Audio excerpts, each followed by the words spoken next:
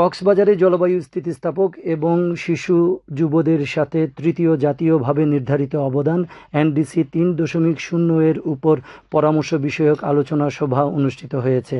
আজ সকালে জেলা প্রশাসকের কার্যালয়ের সম্মেলন কক্ষে জেলা তথ্য অফিস ও ইউনিসেফের আয়োজনে সরকারি বেসরকারি বিভিন্ন দপ্তরের কর্মকর্তা, শিশু, কিশোর কিশোরী ও যুবদের অংশগ্রহণে এই সভা অনুষ্ঠিত হয়।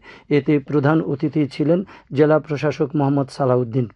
জেলা প্রশাসক বলেন, ক্লাইমেট চেঞ্জের কারণে জলবায়ু দুর্যোগ মোকাবেলা একটি চ্যালেঞ্জিং কাজ। প্রাকৃতিক কারণে সৃষ্ট দুর্যোগগুলো মোকাবেলায় কষ্টসাধ্য হলেও মানব সৃষ্ট দুর্যোগগুলো বন্ধ হলে জলবায়ু পরিবর্তনের ক্ষতিকর প্রভাব অনেকটা রোধ করা সম্ভব। জেলা তথ্য অফিসার মোহাম্মদ আব্দুস সাত্তারের সভাপতিত্বে অনুষ্ঠিত এতে পরিবেশ অধিদপ্তর জেলা কার্যালয়ের সহকারী পরিচালক মোহাম্মদ আব্দুল লতিফ জনি, ইউনিসেফের জলবায়ু বিশেষজ্ঞ ভ্যালেন্টিনা স্পিনেডি সহ সংশ্লিষ্টরা বক্তব্য রাখেন। সভায় জলবায়ু পরিবর্তনের প্রভাব, নবায়নযোগ্য শক্তি, টেকসই কৃষি, বন সুরক্ষা ও বৃক্ষরোপণ, বর্জ্য ব্যবস্থাপনা এবং পুনর্ব্যবহার সহ জলবায়ু দুর্যোগে ক্ষতিগ্রস্তদের সুরক্ষা ও সহায়তা প্রদান সহ বিভিন্ন বিষয়ে আলোচনা করা হয়। পরে যুব ও কিশোর কিশোরীদের মাঝে গাছের চারা বিতরণ করা হয়।